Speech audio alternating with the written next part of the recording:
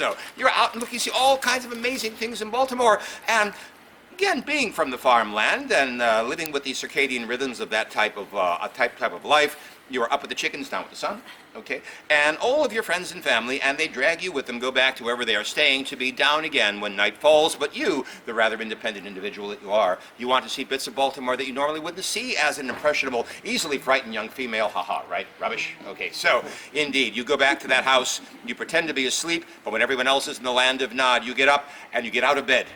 Sounds like me. Get out of bed. Good. And you slip out through the window or the door. Good. All right. And you come down to Fells Point to see all the amazing sights of this iniquitous, how would you say, this den of iniquity, I'll put it that way. And you're looking here, you're looking there, all of a sudden having a marvelous time seeing all these things you normally wouldn't see, and out of the shadows, out of nowhere, comes a rather mysterious stranger wearing a John Bull hat with 2 green parrot feathers, blue eyes, and a relatively well-trimmed white beard. And he walks up to you and he goes, "My dear." Hello. Hello.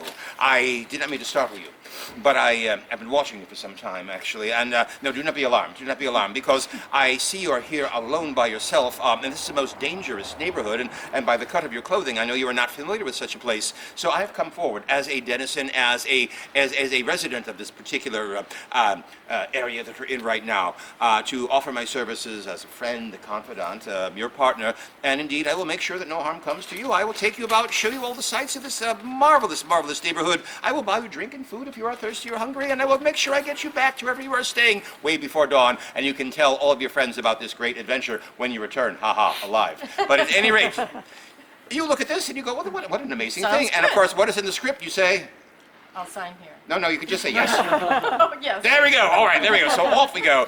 And I take Kelly out drinking and carousing and carrying on, and I'm sharing with her news of the world and Baltimore. And she's rather enjoying this rather amazing situation here. And you couldn't tell if these stories are real or not. They could be all lies, but you're having a grand time with this rather exotic experience.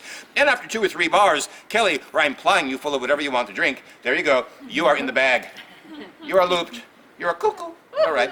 And it looks like I'm drunk too, but I'm not, because I have a false bottom glass that I use specifically for me, which has a cord going into my sleeve, and the liquid will go into a waterproof container in my clothing. I am stone cold sober, and I will need to be for what is shortly going to be happening to poor Kelly. But she, on the other hand, is happy as a clam under the table, and after the 3rd bar or so, we are walking down Thames or Thames Street. Now we know why it's Thames, right? All right, and we are arm in arm. And we're walking down the street. And we're going, oh, okay, Kelly. Good. Kelly, are you my friend? Yeah. Good. Are we having a good time? Yeah. Good? Yeah. You want to go one more bar? One more. Yeah. Okay. This is better than I could have expected. This is fabulous. I'm going to take you to my favorite bar. It's on the other side of Fells Point near Wolf Street, and I'll buy one more drink. We'll end the evening in fine style, and then I'll get you home to wherever you're staying. Okay. And of course, you say yes, and off we go. Now, poor Kelly has no idea that where we're going actually is not to any sort of bar or tavern or anything, but to her imminent and ghastly death. So indeed, we walk to the east side of the Market Square area to where there is nothing but abandoned shipyards. I bring her around a corner where there will be no witnesses at all, and I go, oh, Kelly, we're here. See, there's my favorite bar over there. See? And you're looking, you see, look, it's over there, and you're looking. You shouldn't have looked, but you did.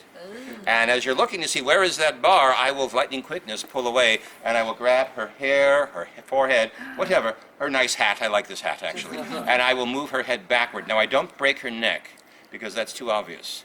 And no one could accept, actually a broken-necked victim. But with my other hand, then she was looking up at the sky, not realizing the last thing she will see in this life is the moon and the stars overhead. With my other hand, from a hidden location, I will pull out an 8 or 9 inch long steel brain pin with a hook on it and push it into her nose and punch it up into her brain. Like that. Over out. And poor Kelly will drop like a stone, which you don't have to do. All right, you good? Now, before we go any further, applause for Kelly. Oh, my for the job. goodness. Thank you, Kelly. You can head right on back. Up the nose? Up the nose and crush through the brain. That's great. Okay. But aren't you glad this isn't a dinner tour? Yeah. Kelly, we're going to stand over the. Actually, no, you're good. You're off the stage. There we go. Good. Yes. Okay, there we go. Brain damage. Yeah. Now the thing is, if that poor victim didn't die immediately, which often didn't happen, it would certainly give them a frontal lobotomy. Right? And if that was the case, all right, and they were still alive, the Burker then would hold him into a darker corner, and from a satchel on his belt. Oh, look, the satchel.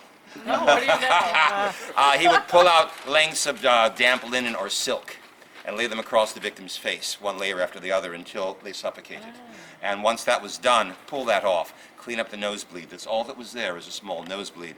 Take the body to a doctor at Johns Hopkins or University of Maryland. And why do I have a feeling you work at Johns Hopkins? I don't know why, but I do. Because you do. I just got this I really do. feeling that you were from John.